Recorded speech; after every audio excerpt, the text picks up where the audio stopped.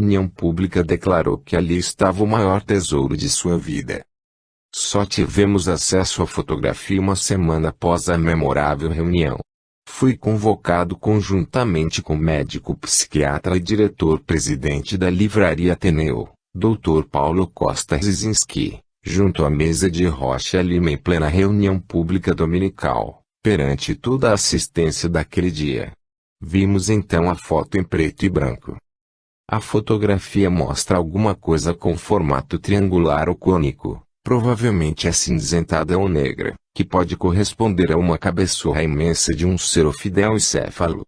As tonalidades escuras que aparentemente cobrem Jonas contrastam com a brancura dos tecidos ectoplasmáticos que estamos acostumados a ver envolvendo os espíritos elevados. O cinza escuro predomina, enquanto uma das faces laterais quase se iguala à tonalidade negra da cortina. Busquei na literatura alguma referência a algo similar que pudesse esclarecer aquele aspecto em particular e encontrei algumas informações importantes. Eucídio Brugas, em artigo publicado em setembro de 1983, na revista Planeta, e intitulado As Mil Faces do Ectoplasma, relata que quanto à cor, o fluido ectoplasmático pode apresentar-se branco, cinza, negro ou uma mistura das três cores, mas em geral apresenta-se esbranquiçado. Seu cheiro lembra o do ozônio e quando é acumulado em grande quantidade à temperatura ambiental onde se encontra, o médium principal cai. Nesse mesmo artigo, Brugas apresenta a fotografia da médium Margery Crandon expelindo pelas narinas uma considerável quantidade de ectoplasma escuro se enrodilhando como um novelo.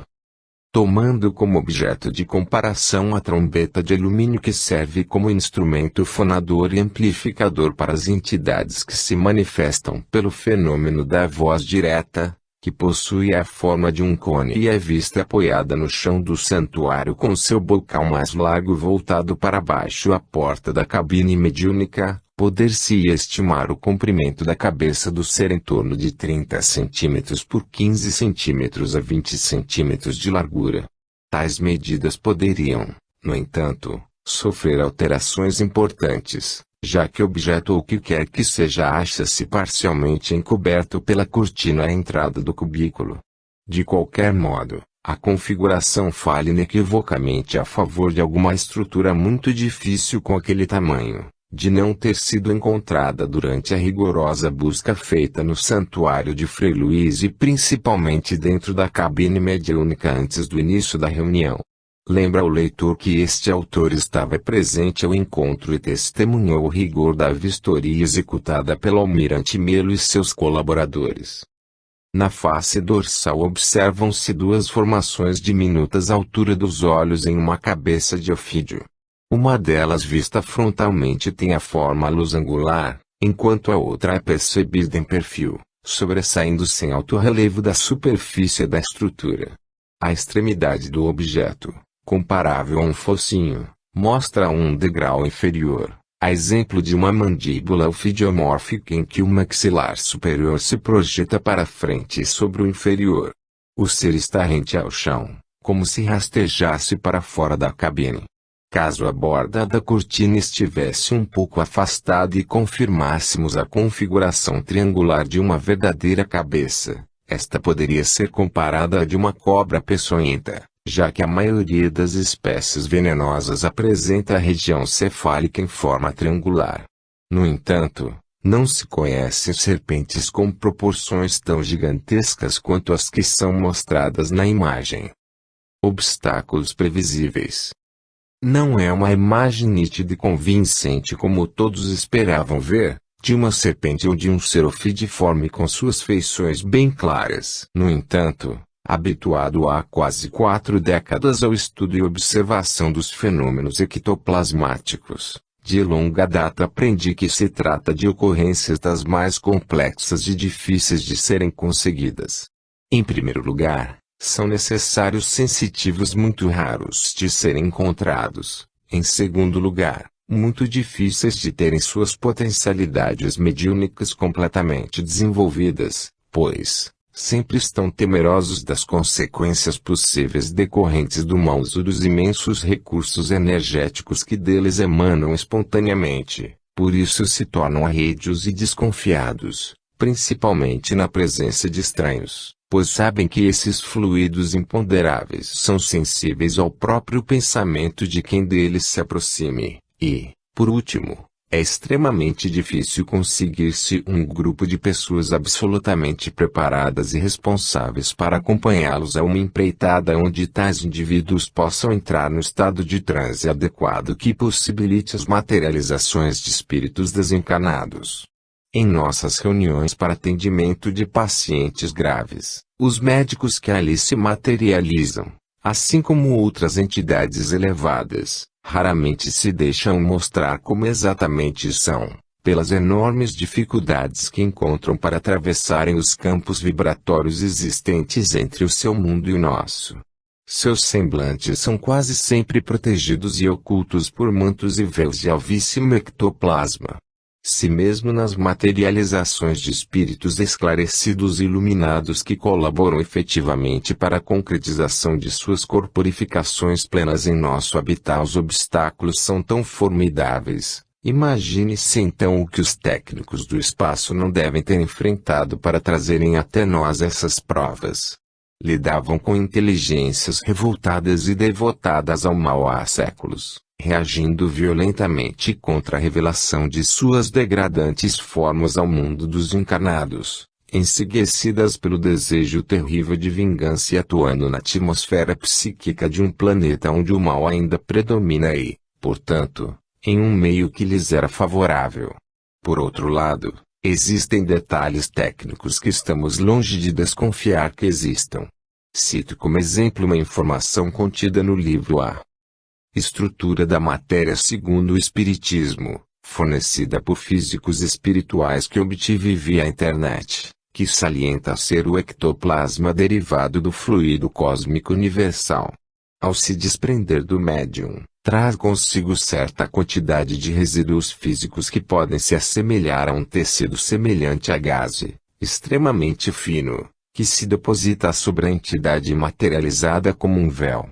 A forma do espírito permanece indistinta, mesmo estando mais densa do que o normal e sua silhueta parece moldada sob um véu de ectoplasma passivo de ser modificado pela força mental do espírito.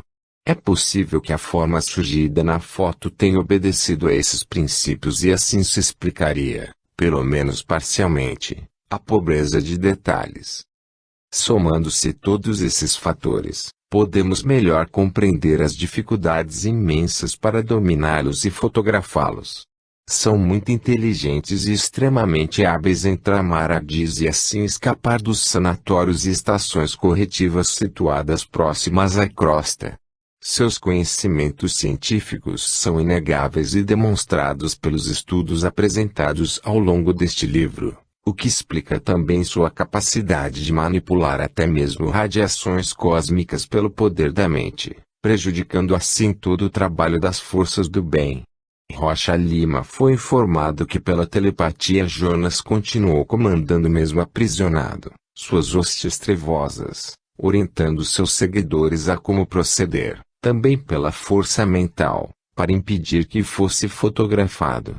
As manifestações telúricas, telecinéticas e tipológicas denunciavam a grande luta que nossos acanhados sentidos humanos não puderam captar durante a reunião e ainda havia a necessidade sagrada de proteger o médium, exposto que fora, à forte luz artificial do flash de Luiz Manso exatamente no momento em que era mais espoliado em seu ectoplasma. Portanto, diante dos imensos obstáculos que tiveram que ser vencidos, não me causa hoje surpresa a imagem obscura captada pela máquina do fotógrafo, mostrando o espírito decaído de Jonas, porque acredito, apesar de todas as dificuldades aqui expostas, ser possível que um desses seres extrafísicos, com suas feições divergentes das humanas, possa ter sido, por técnicas absolutamente desconhecidas pela nossa ciência, revestido pelos trabalhadores da verdade e falangeiros de Frei Luís, com uma tênue camada de ectoplasma escuro, denso o bastante para ocultar sua verdadeira fisionomia, mas ao mesmo tempo suficientemente plastificado para moldar a silhueta do ser como se fosse uma membrana aderente ao seu perispírito. Estando o envoltório de ectoplasma devidamente materializado, foi capaz de impressionar a chapa fotográfica de Manso.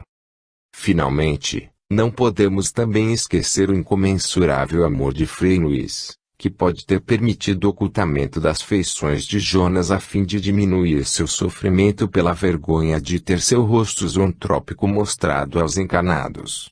Cabe perguntarmos a nós próprios como nos sentiríamos em situação semelhante.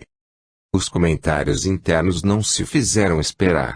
Alguns não compreenderam por falta de leitura e estudo as dificuldades ciclópicas encontradas por Frei Luís e seus colaboradores para materializarem Jonas. Esperavam a fotografia de seu corpo por inteiro, com escamas nacaradas, presas a saltar de sua boca em uma forma reptiforme cilíndrica e assim, se deixaram decepcionar com a imagem apresentada que consideraram pobre em detalhes. Faltou-lhes amplitude de raciocínio para considerar os fatos como um todo, do qual a fotografia era apenas uma parte menor. Rocha Lima, como que forjado em aço, permaneceu impávido, avesso às críticas e comentários desairosos.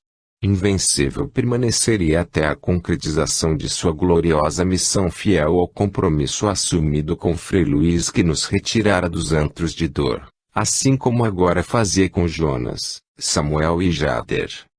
Para os que participaram daquela empreitada insólita, porém, não havia mais dúvidas. A cabine fora cuidadosamente revistada, assim como o sensitivo.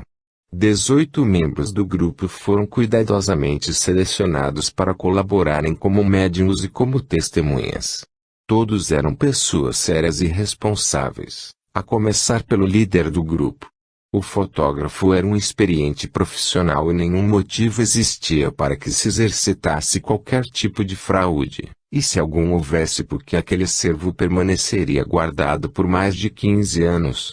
A fotografia deve ser encarada como uma peça entre muitas outras, inserida dentro do contexto de todo o episódio que narrado, assim como os documentos referentes a cada decaído compõem um corpo a ser analisado em conjunto.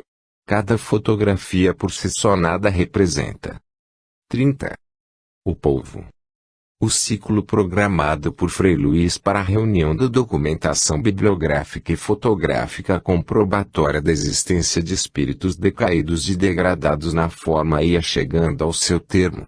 Entre a primeira e a última sessões específicas para doutrinação e fotografia daquelas estranhas figuras transcorreram-se 613 dias. Cerca de 1 ano e 6 meses, de grande turbulência e que só os que de perto acompanharam os trabalhos podem avaliar.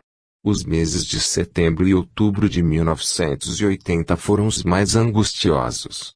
Jonas e vários de seus seguidores haviam sido doutrinados e o líder fotografado, mas outro terrível ser animalizado continuava a descarregar sua fúria contra os filhos de Frei Luís e, como era de se esperar, aqueles que detinham maior parcela de responsabilidade eram os mais visados.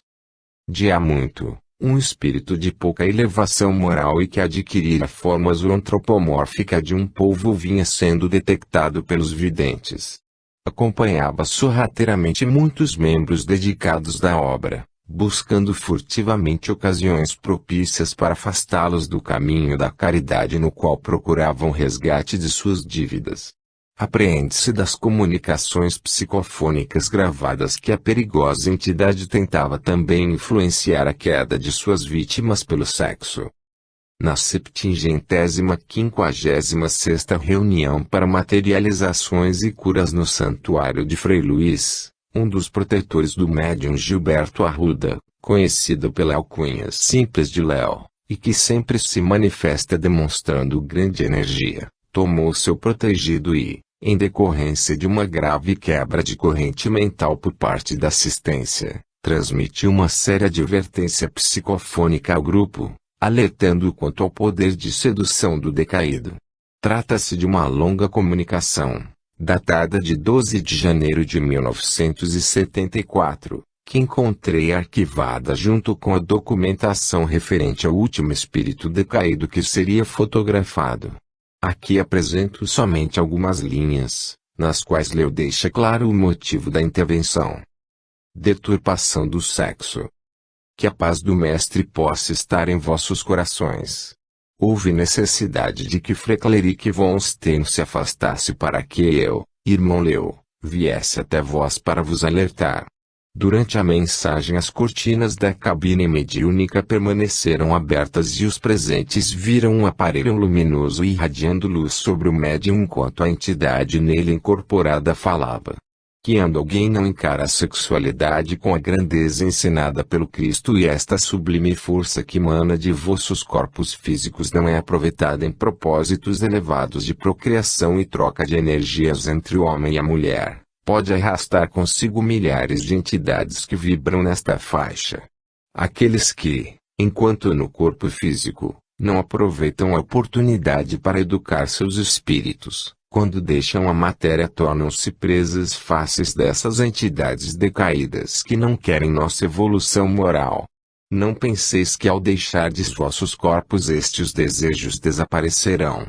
Pelo contrário, irão aumentar de intensidade e quando for preciso saciá-lo tereis de mergulhar nos umbrais das trevas, o que exigirá sofrimento e será difícil Frei Luís ajudar-vos e trazer-vos novamente para a verdade. Porque de outras vezes caíram por ignorância, mas desta vez caireis com conhecimento de causa. Não tendes vos preparado devidamente para esses trabalhos e com o Mestre não se brinca.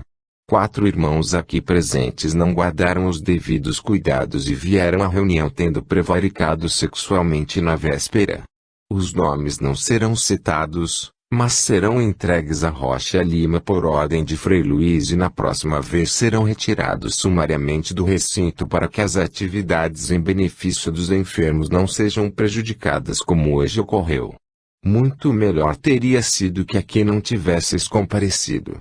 Hoje o pequeno prejuízo em nossos trabalhos foi perdoado e graças ao Mestre foram removidas as cargas que atingiram ao presidente dos trabalhos, sua companheira e também aos responsáveis pelo descuido. Estais livres de todas, mas alertamos para que redobreis a vigilância e não atueis como pedra de tropeço para os que querem seguir em frente. Talvez amanhã querereis renunciar às degradações do sexo, que como polvo espiritual vos entranha e segura. Durante a pregação de Leo, um disco luminoso elevou-se dentro da cabine e iluminou todo o santuário.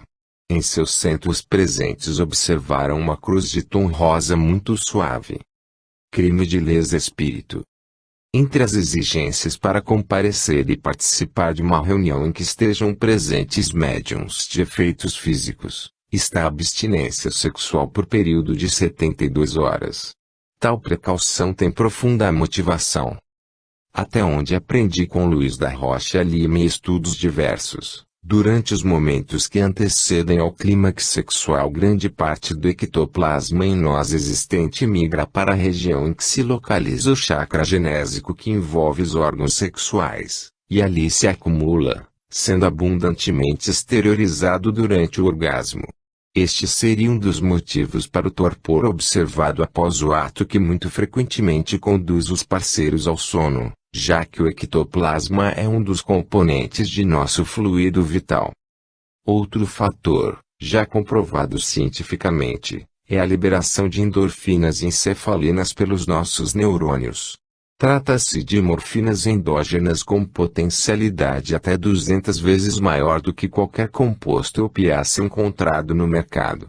Quando poucas horas após o encontro sexual comparecemos a uma reunião de ectoplasmia, boa parte do fluido energético exteriorizado pelo sensitivo e pela assistência é absorvido por nosso chakra genésico carente dessa mesma energia expelida durante os momentos de prazer, e, assim, diminuindo o ectoplasma disponível para o atendimento aos enfermos. O desconhecimento desses pormenores científicos é uma das razões para a raridade dessas ocorrências em nosso mundo. Os mentores espirituais da Terra comandados pelo Cristo planetário Jesus só autorizam as materializações de espíritos em nosso meio para auxílio aos médicos terrenos no trato de pacientes em que a medicina convencional pouco pode ajudar, e mais raramente ainda como oportunidade de observações de cunho científico dos fenômenos ectoplasmáticos. Não podemos colocar em risco a vida do médium em tais encontros, nem prejudicar o atendimento aos doentes gastando o precioso ectoplasma com nossas imprudências. Se não conseguimos dominar o desejo, é melhor não comparecermos a uma reunião de materializações de espíritos, pois poderemos cometer um ato cognominado por Rocha Lima de crime de lesa espírito. Espíritos cefalópodes. Em 4 de abril de 1979, o médium Eduardo Fructuoso captou pela vidência a figura de um espírito zoantropo com a forma de um polvo, seguindo-se em pouco espaço de tempo outras visões semelhantes. Um polvo com 4 tentáculos, com os quais mantinha alguns irmãos retidos, girava como em uma macabra dança ao som de um tambor batido por um ser sem rosto. Em 29 de julho de 1979, nova evidência. Em um pântano sombrio, um espírito sombrio com barbicha e chifres toca uma flauta, enquanto um polvo com seus tentáculos arremessa detritos e pedras em todas as direções. Um ser tenebroso, com vários tentáculos e muitos olhos, procura envolver um médium do grupo, sendo afastado pelas entidades que o protegem. Em 08 de novembro de 1979, foi descrito. Em um pântano sombrio, árvores de sinistra aparência se entrelaçam. Figuras monstruosas arrastam-se e embrenham-se profundamente em um pântano. Um polvo lança seus tentáculos procurando envolver membros do grupo, que parecem não dar conta do perigo. O vidente descrevia seres zoantropos, que embora apresentassem em comum a forma cefalópode, diferiam nos detalhes da forma e no número de tentáculos, conduzindo à suposição de que se tratava de entidades algo diferentes entre si, porém partícipes de um mesmo grupo ou falange comanda por um maioral. A página 104 lê-se. Sob o solo do planeta a vida palpitava de modo diferente, mas absolutamente real. Nossos irmãos mais necessitados permaneciam escravizados à forma que se decompunha ante a insensatez do espírito que desprezara a lei de Deus. A massa verde era enorme. É possível que, na medida terrestre, significasse alguns quilômetros de distância. Havia outros seres ali dentro e isso também me espantou. Na verdade, julguei divisar peixes flutuando ou polvos silenciosos. Um mentor espiritual Orcus explicou que eram espíritos que retroagiram na escala evolutiva animal, voltando à fase aquática. Sua centelha mental se petrificara, porém os centros da memória permaneciam ativos e refletiam ininterruptamente, como em um filme fotográfico, imagens de lares, famílias, seres humanos queridos de vidas passadas. Alguns estavam ali há 20.000 anos. A página 111, encontra-se nova referência a incríveis espíritos cefalópodes. Os povos de 100 braços e olhar tristonho movimentavam-se com enorme facilidade e figuras nunca vistas na Terra apareciam e desapareciam a cada instante, surpreendendo-nos a visão. Notou que por certas ocasiões, determinados espíritos obsessores conservam uma aparência bem mais próxima à humana, segundo as visões relatadas pelos sensitivos. O que lhes empresta a forma exterior de um monstro com tentáculos ou pseudópodos, falsos pés, é uma aura enegrecida, pegajosa, fluidicamente densa que emite, do núcleo central circundante ao perispírito do decaído, prolongamentos como braços, com velocidades na extremidade digitiformes, como dedos de uma luva que se alongam e se retraem em movimentos que muito se assemelham aos de uma ameba ou de um glóbulo branco sanguíneo. Esses prolongamentos, que partem principalmente da região cefálica da entidade, podem alcançar distâncias consideráveis e, como tentáculos, alcançar a aura das vítimas visadas, a elas se aderindo como se fossem providas de ventosas. A apreensão pode também ser comparada, em alguns casos, à ação de garras preensoras. Algumas comunicações mediúnicas elevadas sobre o perispírito informam que essa estrutura extremamente complexa e sensível é, de certa forma, o prolongamento do nosso sistema nervoso. Se nossa aura está intimamente relacionada com nosso perispírito e este com nosso sistema nervoso, é possível que os tentáculos ou prolongamentos emitidos pela aura do obsessor, que mantém estreitas ligações com seu perispírito, possam funcionar como cabos transmissores de pensamentos, sugestões e mesmo imagens, guardando alguma semelhança com os equipamentos do mundo físico. Está claro que tais influências mentais podem nos alcançar sem a necessidade de ligações diretas, mesmo fluídicas, como os aparelhos que captam imagens e sons transmitidos dos quatro cantos do mundo e mesmo de fora do planeta, via satélite, através de poderosas antenas parabólicas. Como estamos no terreno das hipóteses, mesmo correndo o risco de errar por muito, me arriscaria a supor que em se tratando de uma obsessão, quanto mais direta e próxima, mais forte e violenta seria. Adesivo mental. A adesividade das extremidades desses terríveis tentáculos aos dispositivos receptores de nossa aura deve ser inversamente proporcional ao padrão mental que cultivarmos. Em outras palavras, quanto mais elevado for o nosso padrão mental, quanto mais sádios os nossos pensamentos, quanto maior o grau que imprimirmos a nossa conduta dentro da moralidade, bondade e solidariedade ao próximo, menos adesividade esses espíritos decaídos encontrarão em nossos envoltórios fluídicos para acoplarem seus dispositivos sugestionadores nocivos. A recíproca é absolutamente verdadeira. Há relatos em que, havendo receptividade por parte do obsidiado, a entidade obsessora encurta o comprimento de seus prolongamentos ou tentáculos até envolver completamente a vítima em sua própria aura nociva, em um inenarrável processo simbiótico ou parasitário. Em contrapartida, o inverso também é real.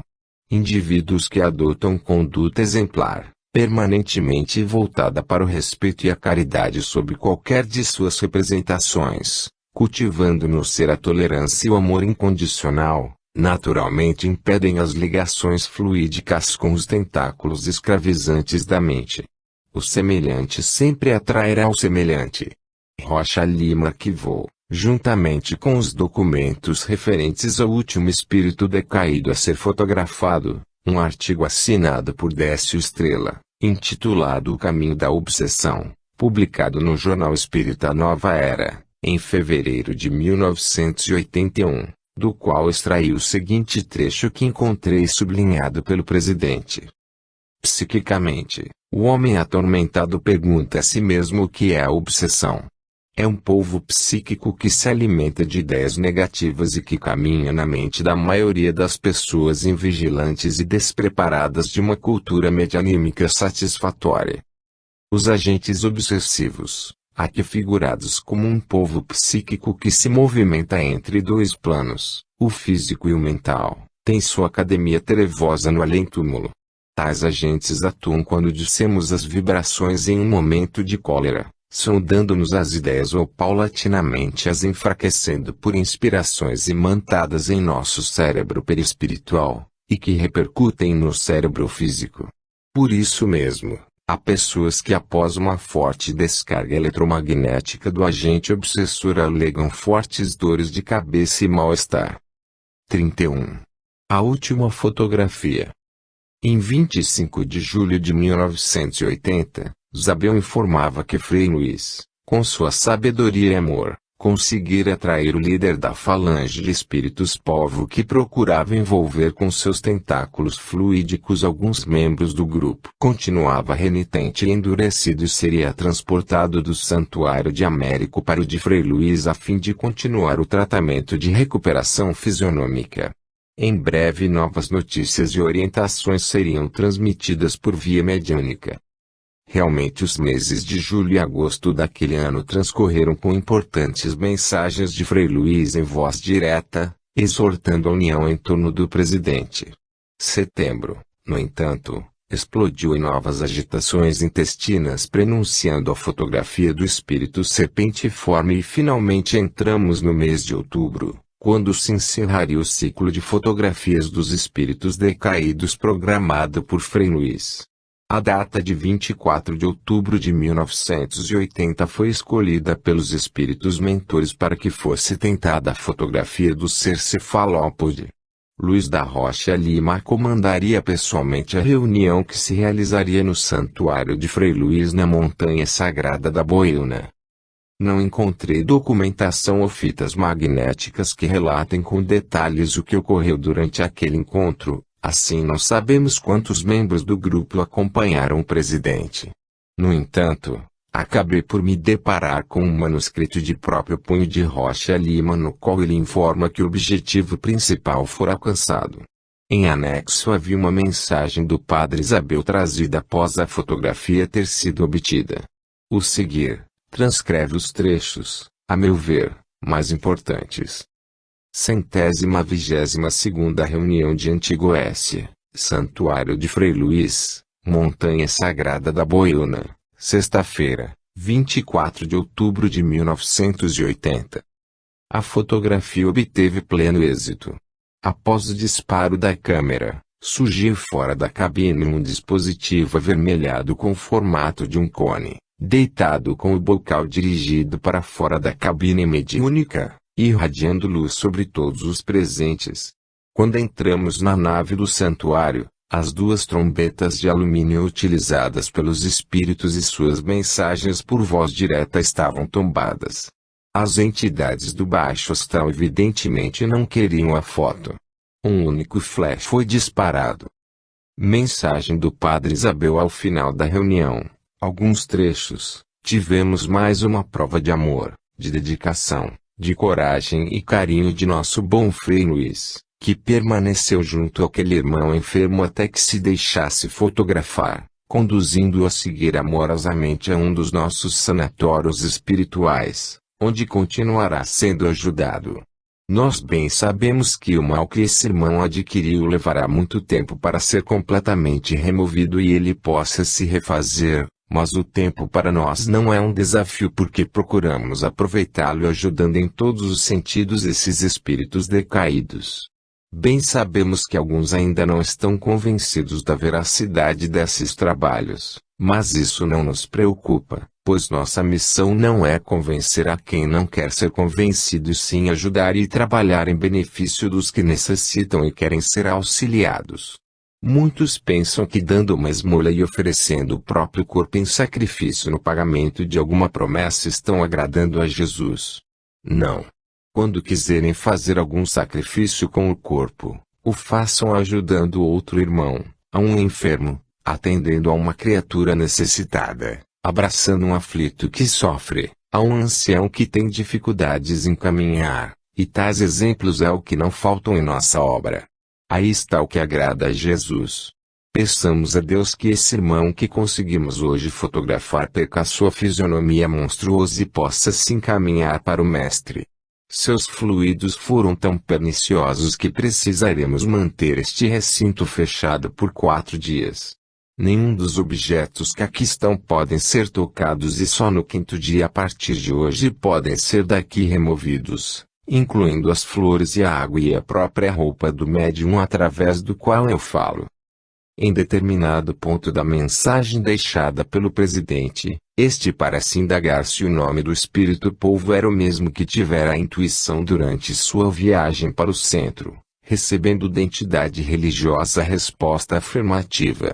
Embora não tenha certeza, encontrei uma folha de caderno junto com a documentação relativa ao polvo, onde reconheci a letra de Rocha Lima, que ali deixou uma única palavra, Antonique. Análise da fotografia do espírito polvo. A foto de Manso mostra a porta da cabine um ser ou alguma coisa envolta em um pano branco muito semelhante aos mantos ectoplasmáticos que cobrem os espíritos de luz que se materializam em nossas reuniões para atendimento de enfermos. Poder-se-ia avaliar sua altura em torno de 1 metro a partir do chão e a forma da massa encoberta pelo tecido aparentemente como avalada.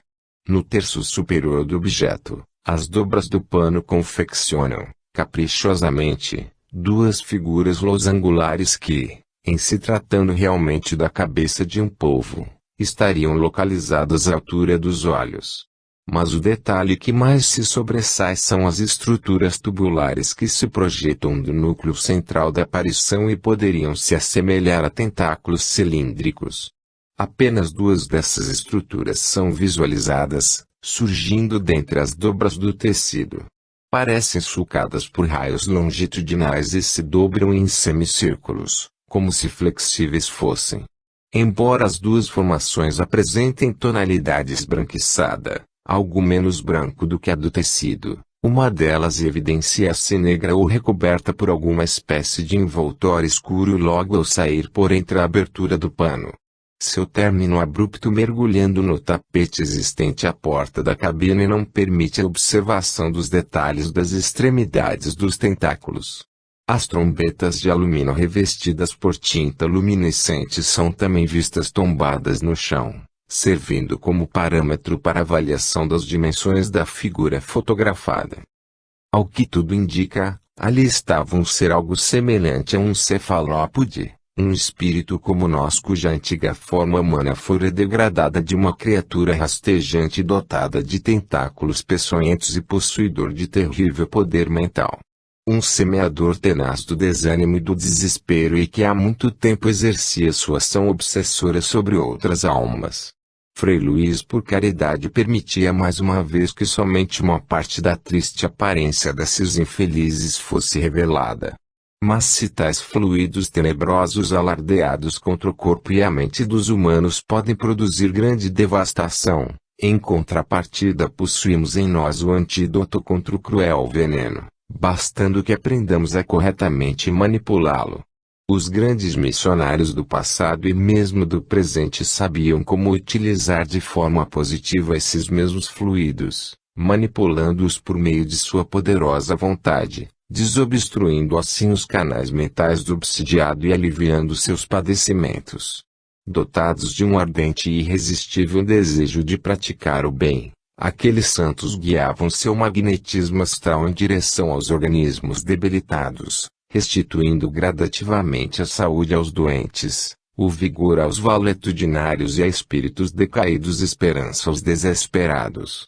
Tenho sido testemunha de que tais recursos mediúnicos, quando bem empregados e secundados por espíritos de alta estirpe, podem subtrair os sofrimentos mais escabrosos.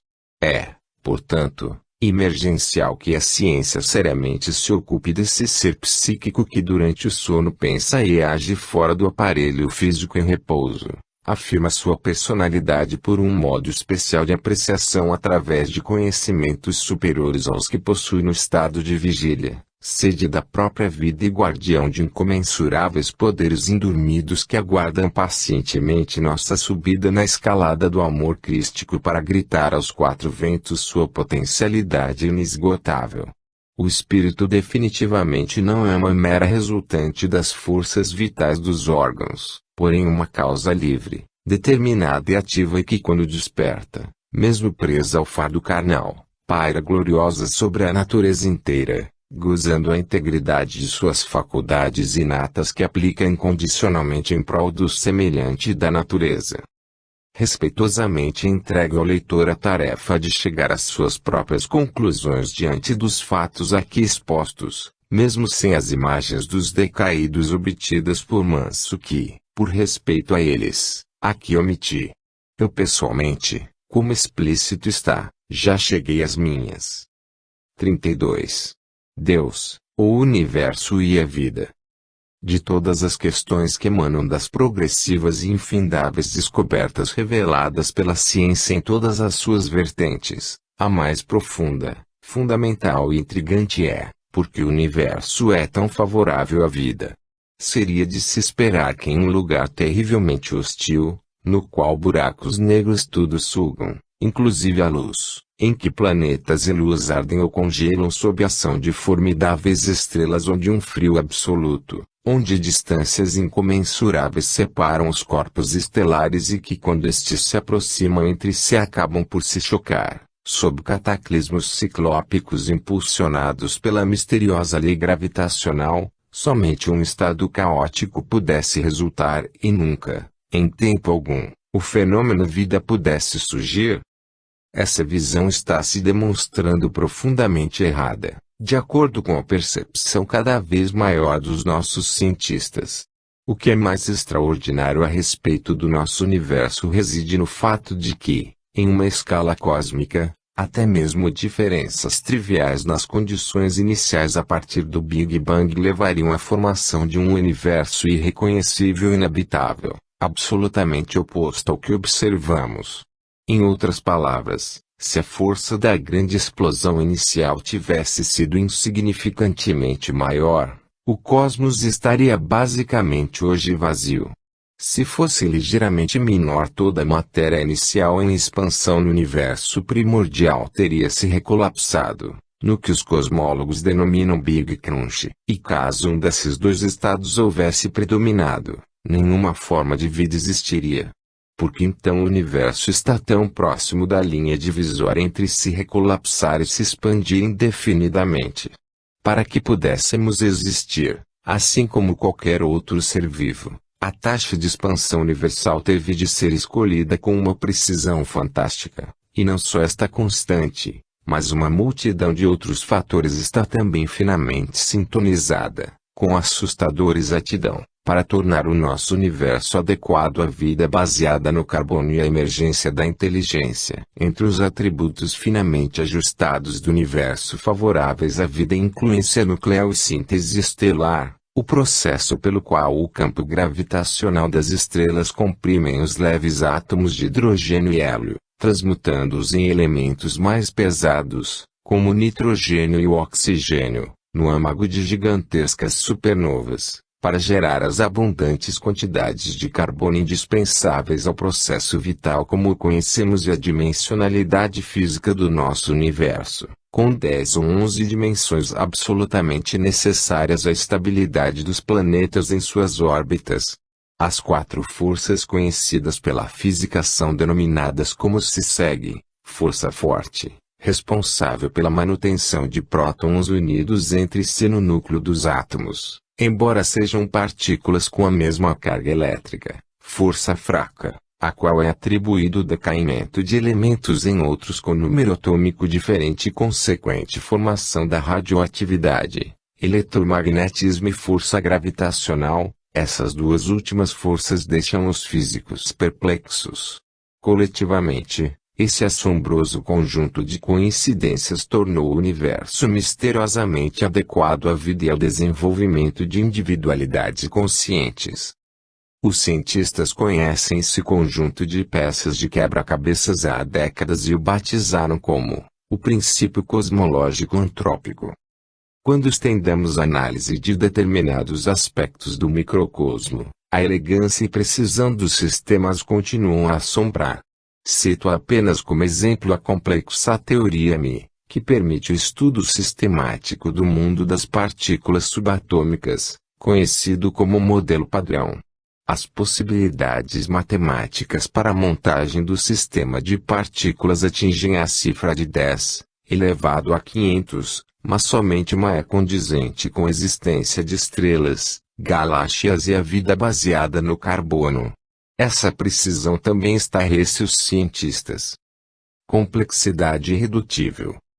Não é diferente a precisão dos detalhes observados pela ciência em todos os seres vivos, incluindo-se aí nós, os humanos. Todos os fenômenos vitais obedecem a rígidas e precisas leis e podem ser classificados dentro do que a ciência conhece como complexidade irredutível. Trata-se de conjuntos de etapas simultâneas ou sequenciais que visam a um objetivo determinado. Tomemos como exemplo a coagulação sanguínea. O primeiro evento poderia ser um corte em nossa pele. A partir daí é desencadeada uma cascata de milhares de reações bioquímicas que culminam com um objetivo precípuo, a formação de um coágulo sanguíneo que estanca a hemorragia. Estamos diante de uma complexidade irredutível. Não podemos alterar, suprimir ou reduzir nenhuma das etapas dessa cascata, porque se assim o fizermos o objetivo final, que é o coágulo sanguíneo, não se formará e uma hemorragia incontrolável se instalará. Todos os fenômenos fisiológicos que acontecem nos seres vivos são exemplos de complexidades irredutíveis. A visão, a audição, a resposta anafilática, a digestão dos alimentos, a fecundação, o desenvolvimento fetal e assim por diante. Em tudo o que acontece no universo percebe-se um incrível planejamento, e a perfeição do equilíbrio universal não permite a suposição do acaso. Mas mesmo diante dessas evidências extraordinárias da existência de um organizador universal, os céticos não se dão por vencidos e indagam: se existe um desenhista organizador da vida, por que adoecemos? Pergunta lógica e difícil, mas acho que a filosofia e a ciência espírita podem oferecer resoluções, e foram essas respostas que me removeram do ceticismo no qual me achava submerso. Minhas convicções baseadas nessa doutrina, e que hoje são inabaláveis, não foram adquiridas de um dia para o outro, e sim ao longo de décadas de observações, estudos profundos, testemunhos e meditações. Perfeição infinita. Todos os filósofos da história da humanidade são unânimes em definir Deus como um ser infinito em todas as perfeições, na justiça, na bondade e na sabedoria. A causa primordial de tudo que existe. Como então um ser com tamanha magnitude permite que uma criança desenvolva um tumor intensamente doloroso ainda na vida intrauterina, conforme tem sido demonstrado pelas imagens obtidas pela tecnologia médica moderna? Os fetos portadores dessas massas expansivas são vistos a se contorcer de forma atípica, provavelmente pela dor que sentem, nas imagens que surgem nos exames dinâmicos, como a ultrassonografia. Seria possível que Deus pudesse se distrair em algum momento, adormecer ou sair a passeio, e que durante esses períodos de descuido algum defeito ocorresse em sua obra? Se assim fosse, precisaríamos corrigir nossas definições de perfeições históricas e filosóficas do que seja Deus e aproximá-las mais das características humanas. Em verdade, nenhuma corrente religiosa, filosófica ou científica que não aceite a palingenesia ou, em outras palavras, a crença nas vidas sucessivas, pode explicar tais ocorrências e associá-las à existência de Deus. Compreendamos e aceitemos que não estamos a ocupar equipamentos humanos pela primeira vez, que já habitamos outros corpos em inúmeras encarnações passadas, e que cada comportamento equivocado praticado conscientemente deixa marcas indeléveis em nosso envoltório fluídico e perispiritual, capaz de influenciar negativamente nosso DNA, o molde de todas as proteínas que comporão os nossos órgãos em vidas futuras, deformando-os mesmo no ser em formação na vida intrauterina, e as pedras desse imenso quebra-cabeça começam a se encaixar. Não é o Deus infinitamente bom e sábio que implanta nossas deformações e impõe os sofrimentos pelos quais passamos, somos nós que espontaneamente os semeamos em nós próprios, e como segundo a lei que reza ser a semeadura livre e a colheita obrigatória, diante da justiça divina também infinita, recolhemos as tempestades trazidas pelos ventos que lançamos. O sofrimento, independente da dimensão em que nos encontrarmos, sempre funcionará como antídoto regenerador das doenças do espírito, o bálsamo corretivo das imperfeições e máculas, tanto na forma quanto na mente do espírito eterno. Assim como um cirurgião agride os tecidos orgânicos com seu bisturi para extrair um tumor e restaurar a saúde de seu paciente, a providência universal permite que as amarguras do que implantamos em nosso ser nos reconduzam ao equilíbrio. Peso específico espiritual. Há que se considerar que muitos dos espíritos aqui apresentados não reunirão condições adequadas para reencarnar, por enquanto, no planeta Terra, em virtude do alto peso específico que adquiriram pela estagnação na conduta contrária aos desígnios do Criador. As profundas leis que diretamente dele emanam estão absolutamente sintonizadas com a verdade e baseiam-se solidamente em uma rígida disciplina, que se mostra evidente na evolução dos mundos, nos demais astros, na humanidade como um todo e na nossa própria evolução individual. Cada um de nós vem, através de reencarnações sucessivas, se libertando aos poucos de tudo que nos impede a ascensão a planetas cada vez mais elevados, cuja força atmosférica de atração é muito menos poderosa do que a da Terra. Neste plano individual de purificação, a velocidade evolutiva é diretamente proporcional ao esforço despendido no aperfeiçoamento próprio, o que, por fim, determinará a diminuição do peso específico do espírito, credenciando-o a subir na escala vibratória universal e habitar mundos cujas atmosferas psíquica e física estejam em harmonia com o estágio que tem alcançado. A respeito do que acabo de abordar, apresento o resumo dos ensinamentos trazidos pelos espíritos Allan Kardec apresentado em seu livro Evangelho segundo o Espiritismo. Nos mundos que chegaram a um grau superior, as condições da vida moral e espiritual são muitíssimo diversas das da vida na Terra. Como por toda parte a forma corpórea aí é sempre humana, mas embelezada, aperfeiçoada e, sobretudo, purificada. O corpo nada tem da materialidade terrestre e não está, consequentemente, sujeito às necessidades, nem às doenças ou deteriorações que a predominância da matéria provoca.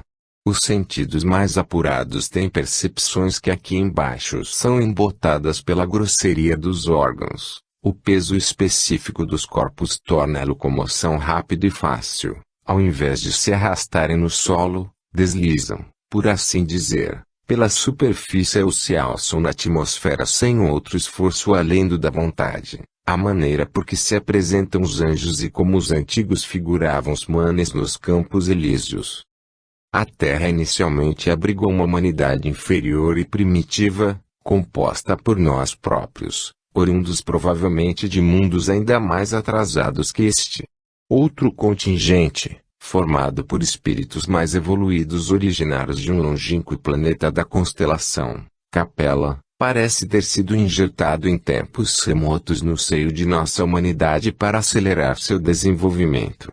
Tratava-se de entidades que teimavam em não acompanhar a subida vibratória também daquele mundo, sendo por isso de lá removidas de forma compulsória.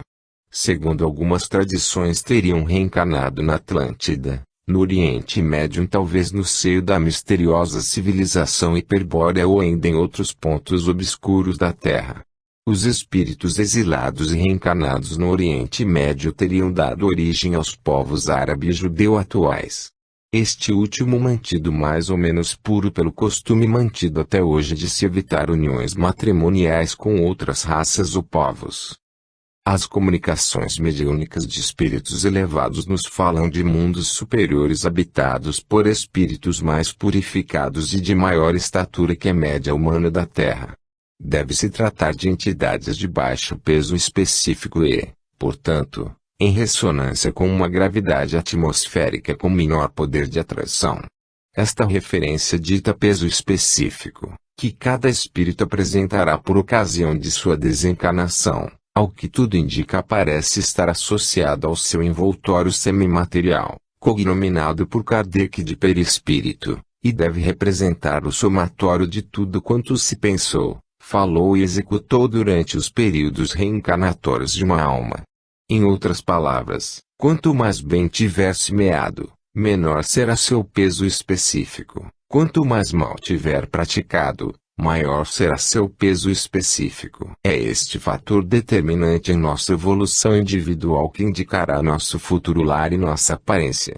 Fica evidente diante do exposto que muitas entidades estudadas neste livro deverão, por força da lei, serem conduzidas a mundos mais inferiores que o nosso e quando chegar o momento de retomar sua caminhada reconciliatória com a harmonia universal em outro estágio reencarnatório, a partir do ponto no qual voluntariamente estacionaram.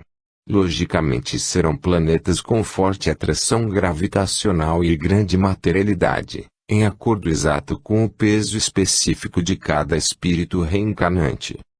Derradeira chamada. A advertência é extensível a todos nós que podemos estar cursando a última oportunidade de habitar um corpo físico terráqueo. Os ciclos de guerra, fome, enfermidades e todas as outras formas de miserabilidade humana deverão, a partir do terceiro milênio, apresentar um declínio mais acelerado em decorrência da subida de graduação vibratória do planeta.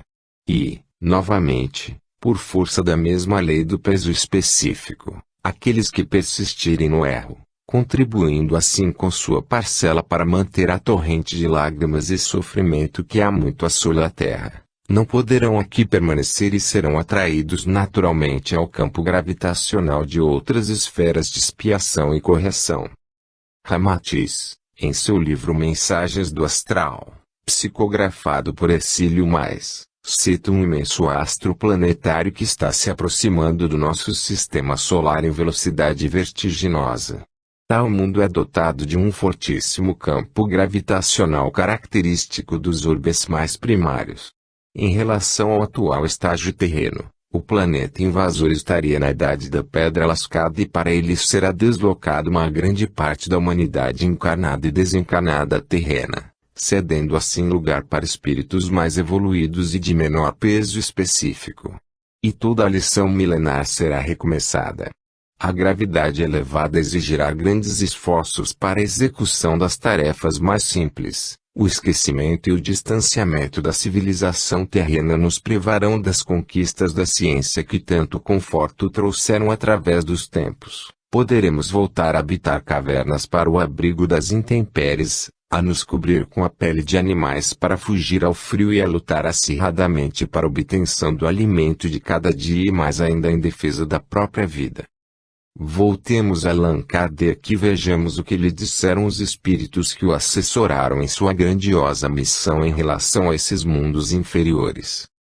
Nos mundos mais atrasados os seres que os habitam são de certo modo rudimentares. Revestem-nos a forma humana, mas sem nenhuma beleza. Seus instintos não são amenizados por qualquer sentimento de delicadeza ou de benevolência, nem das noções de justiça e injustiça. A força bruta é entre eles a única lei. Desprovidos de indústrias e de invenções, passam a vida na conquista de alimentos. Deus, entretanto, a nenhuma de suas criaturas abandona. No fundo das trevas da inteligência, jaz latente a vaga intuição, mais ou menos desenvolvida, de um ente supremo. Esse instinto basta para torná-los superiores uns aos outros e para lhes preparar a ascensão a uma vida mais completa, porquanto eles não são seres degradados, mas crianças em crescimento. Universos paralelos. Observa-se, com nitidez, que tudo o que acontece em nosso universo físico é administrado pelos seres de outros planos, que denominamos espíritos. Mas onde estão eles?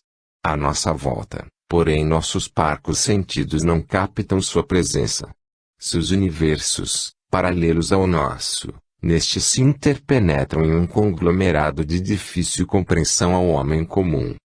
Um dos mais renomados físicos da atualidade, Michio Kaku, tentando diminuir a distância entre a nossa capacidade de compreensão e a dos físicos teóricos, criou uma alegoria comparativa. Imaginemos que eu esteja em um quarto fechado e tenha à mão um radiotransmissor que esteja sintonizado em uma estação de rádio, que designaremos pela letra A. Ouviremos então a estação A e não outra qualquer.